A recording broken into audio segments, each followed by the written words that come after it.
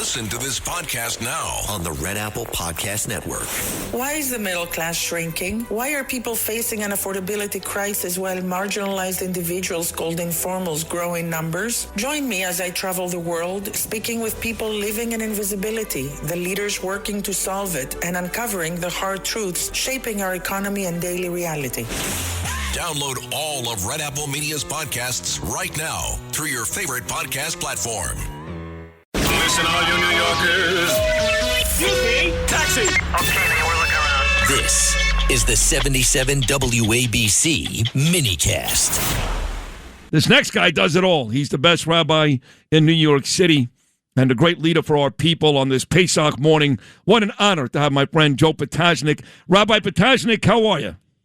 Thank you so much. Aziz Pesach, as we say, and Aziz Easter to our Christian friends. You know what I was thinking, listening to the comedian?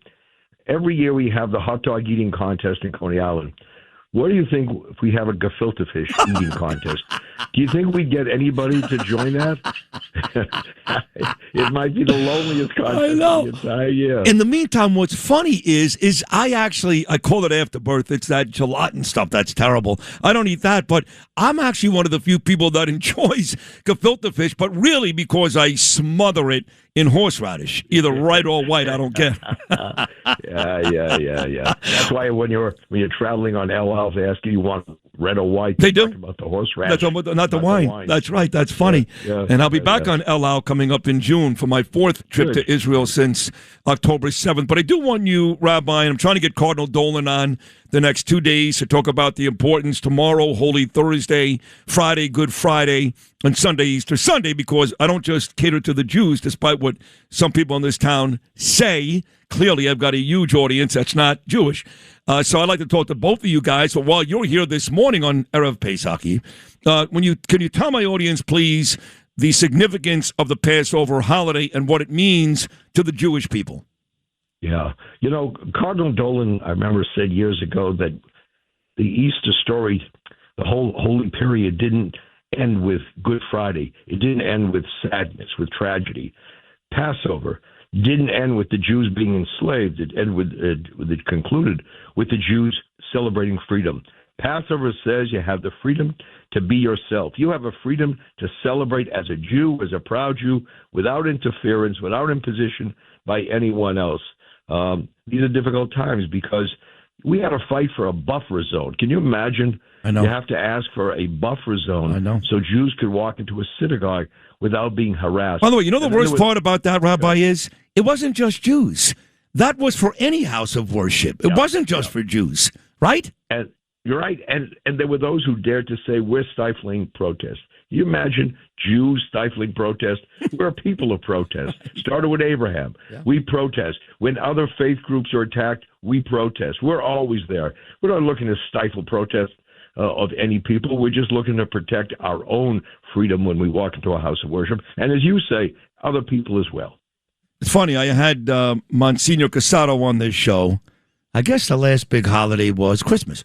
And I bring him on quite a bit. And, most holidays, if I can't get Cardinal Dolan, I bring on Monsignor Casado because I love him. And he said, there's so much anti-Semitism out there, but I don't hear it coming from the Christians necessarily. And he said, of course you don't. And I said, well, why are you saying that, Father? And he said, because our religion basically is yours. You go to church on a Sunday, and the same people that are mentioned in the Torah, the same people that you and I will talk about during our conversations, we talk about them too. He said even Ash Wednesday, the ashes, that goes back to the Jews. So it is interesting as we get set for this very holy period, these next 4 days for the Jews and the Christians in this Judeo-Christian nation, that it's not the Christians that are giving us a hard time. It just seems like everybody else, including our very own people. Yeah. We have that blessing, may the branches be as strong as the roots. Yeah, all the branches out there, but if you look at the roots, they're very much rooted in Jewish thinking, in Jewish tradition.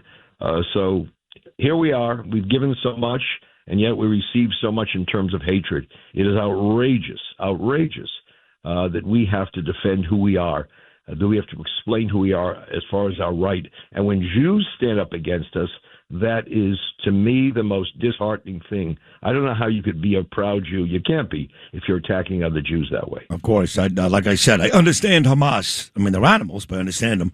The Jews I don't get. But this is about getting out of Egypt, right? I mean, here we are. We're thousands of years later. We're still talking about being persecuted, even in New York City, which is hard to believe. So you would have thought there would be a happy ending. There is no happy ending. Not yet. World War II, less than 100 years ago. Here we are now, October 7th, less than 3 years ago. No happy ending. But this holiday, Passover, basically does go back to us leaving Egypt, right? That's it. Yeah. But keep in mind, that Egyptian empire no longer exists.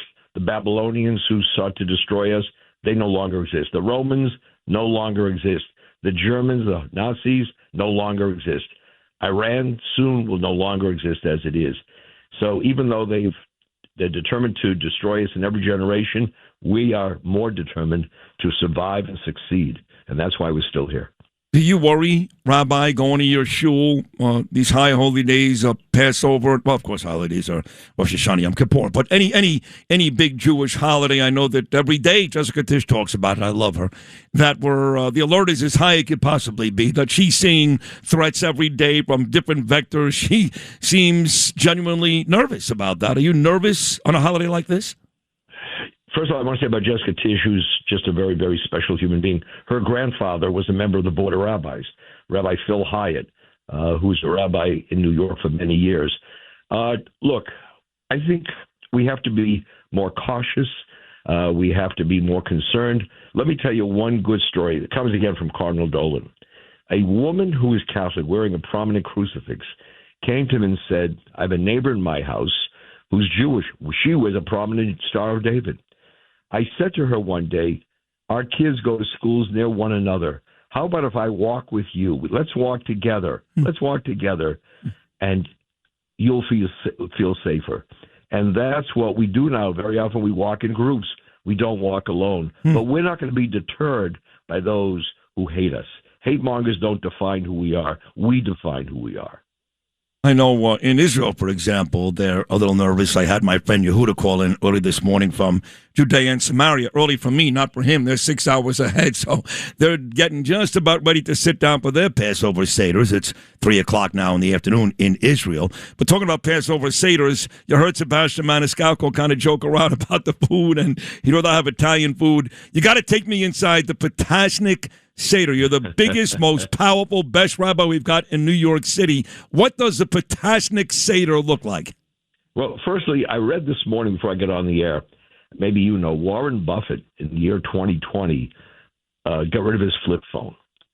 And what he said is, I don't need much more. I don't need all the bells and whistles. To me, a Seder is beautified by its simplicity, by having matzah, by having all those other ingredients on the plate.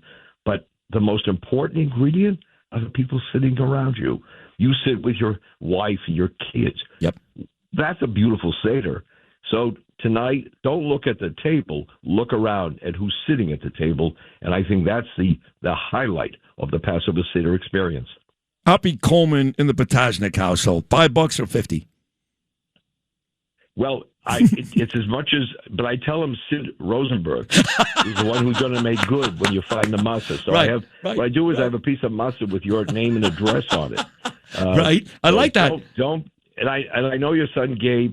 When he sees that Maserati, you're getting him. He is going to go wild. And you are such a jealous guy. You're funny. Keep standing up for our people. No, and I do. And people. It's not just our people. Yeah. When anybody's being attacked, you stand up. No, of course I do. That's who we are. I love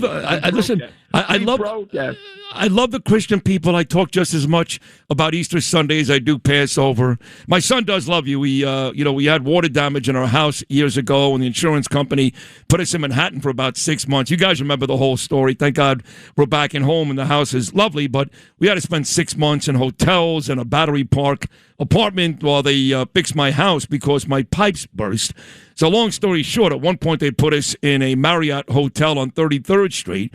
So Gabriel and I would frequent not just Wolfgang's on the corner with Danielle and Ava, but Gabe and I often at night would go to dinner at the Murray Hill Diner. And you know who was a big star at the Murray Hill Diner? Joe Potasnik. Yeah. Big one. I'm big on the salads there. My son loves it there. Look, again, you talk about your family. I talk about my son. Let's remember, those are the greatest blessings of Passover, of every day of the week. So we can talk about the other who wants to hurt us. Let's talk about the others who stand with us. God bless you. Tim McCarthy sends his love. He loves you too, Rabbi. So I love him too. He's a great guy. And thank you, Justin, and thank you, John Catsimatidis. You want to talk about a guy who's there for us? So we have allies. We see adversaries, but thank God we have allies. Rabbi Joe, we're lucky to have you. I keep saying this. I mean it. I'm not patronizing you, blowing smoke up your butt. You're the best Rabbi we've got. You can. It's okay. It's okay. Don't worry about it. You're the best we got. I love you. Zeus and Pesach. Thank you. Love you too. Thank you. And we'll talk soon. Bye-bye. Bye-bye. Rabbi Joe Potasnik right there. Listen to this podcast now on the Red Apple Podcast Network. The Leadership Thread with Dr. Peggy Polonis. I'm Dr. Peggy Polonis. Join me on each episode where I unravel the story that shaped leaders, tracing the thread that led them where they are today. Because leadership isn't born in adulthood. And thank you once again for joining us on the Leadership Thread, education, ethics, and sustainability. Download all of Red Apple Media's podcasts right now through your favorite podcast platform.